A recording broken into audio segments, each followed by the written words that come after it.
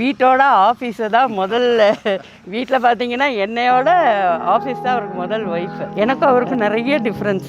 நான் வந்து எது எடுத்தாலும் பயங்கர சென்சிட்டிவ். ஏதாவது சொன்னால் எமோஷன் ஆகிடுவேன். இப்போ நாங்கள் என்ன ஃபீல் பண்ணுறோம் அப்படின்னு பார்த்தா, ஆஹா இது நம்ம கல்யாணத்தில் இந்த மாதிரி இல்லாமல் போயிடுச்சு.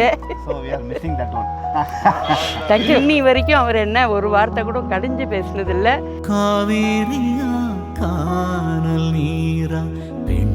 டோட்டலாகவே நம்ம வந்து ஒரு அண்டர்ஸ்டாண்டிங். நான் வந்து என்னென்னா அட்மினிஸ்ட்ரேஷன் சைடில் ஒரு கரெக்டான லாயல் பர்சன்.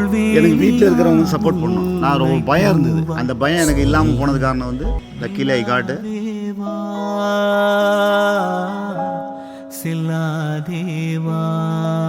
அதாவது பார்த்தா வீட்டில் ஒரே பொண்ணுங்கிறதுனால அப்பாவோட ரொம்ப பயங்கர செல்லம். இப்போதான் மிஸ் ஆனார் அவர்.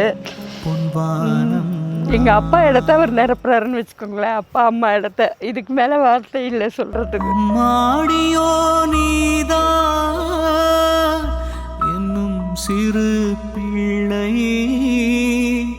தாங்காதம்மா நெஞ்சம்